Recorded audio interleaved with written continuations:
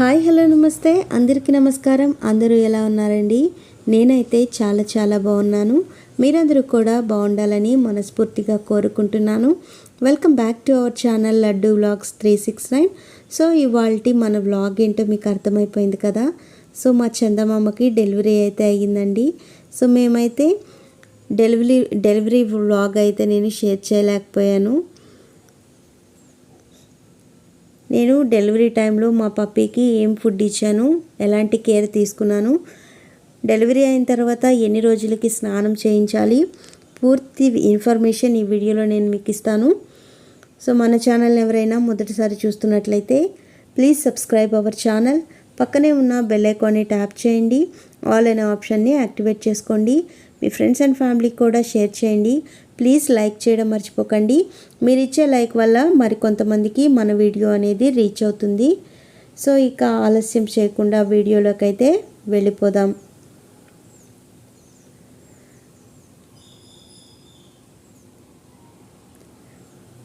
మా సన్వీకి అయితే డెలివరీ అయింది అన్నాను కదా. డెలివరీ అయ్యి 15 days అవుతుందండి. సో మాకైతే ఆ రోజు చాలా అంటే చాలా కష్టం అనిపించింది. 6 years కదా మా బేబీకి.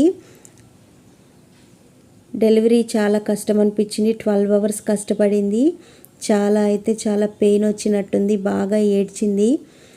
సో ఈసారి మేము క్రాసింగ్కి పెట్టకూడదు అనుకున్నాము, కానీ పెట్టాల్సి వచ్చింది.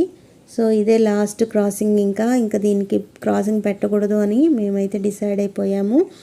సో మాకైతే 3 పప్పీలు అయితే కన్నిందండి. ఒక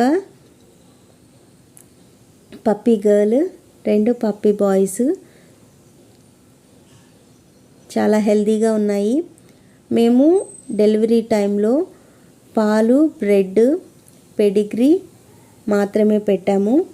పెరుగన్నము, మజ్జిగన్నము అయితే తినవండి. మనం పెట్టినా కానీ అవి తినవు, అవాయిడ్ చేస్తాయి. సో ఒక 3 days 4 days అలా అయిన తర్వాత మనం అన్నం అయితే పెట్టచ్చు.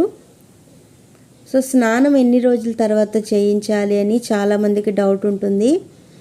సో స్నానం అయితే ఒక 10 to 15 days వరకు చేయించరనే అనుకుంటాను, కానీ అది మొత్తం పాడు చేసుకుంటుంది కదా. సో అందుకని మనం వేడి నీళ్ళు, గోరువెచ్చని వేడి నీళ్ళు తీసుకొని ఒక కాటన్ క్లాత్ తీసుకొని దానికి మొత్తం తుడవాలండి. తుడిచేసి పొట్ట దగ్గర అదంతా తుడవాలి. ఎందుకంటే స్నానం చేయించారంటే పప్పీస్తో కుక్కలు అనే పప్పీస్తో, చిన్న పుట్టిన బేబీస్తో పప్పీస్ బాండింగ్ అయితే ఏర్పరచుకుంటాయి. సో అందుకని వాటికి స్నానం చేయించకూడదు. మనం 4 to 5 days ఏదైతే రోజు వస్తుందో ఆ రోజు మనం ఇలా చేయించాలి. వెంటనే స్నానం చేయించకూడదు, ఎందుకంటే వాటికి చలొచ్చేస్తుంది, జిల్లు మనిపోతాయి కదా, చలొచ్చేస్తుంది. సో వాటికి అయితే స్నానం చేయించకూడదు. నీళ్ళు అయితే వేడి చేసి మనం క్లాత్తో, కాటన్ క్లాత్తో మొత్తం అయితే తుడిచేసుకోవాలి. సో 10 days తర్వాత 15 days తర్వాత స్నానం అయితే చేయించవచ్చు. సో అది మనకు ఫుల్గా డెలివరీ అయిన తర్వాత బాగా ఆకలి అనిపిస్తుంది, ఎందుకంటే హెవీ బ్లీడింగ్ అయి ఉంటుంది కనుక వాటికి బాగా ఫుడ్ అయితే మనం పెట్టాలి, లేకపోతే వీక్ అయిపోతాయి. పాలు, బ్రెడ్, బిస్కెట్స్ ఇలాంటివి, పెడిగ్రీ ఇలాంటివి అయితే మనం డాగ్స్కి యూస్ చేయొచ్చు. మనం 15 days తర్వాత పెట్ కేర్ సెంటర్స్కి తీసుకెళ్ళినట్లయితే వాళ్ళే బాగా బాతింగ్ చేయించేస్తారు. మనం స్నానం చేయించలేము అనుకుంటే వాళ్ళే నీట్గా బాతింగ్ చేసేసి క్లీన్ చేసేస్తారు.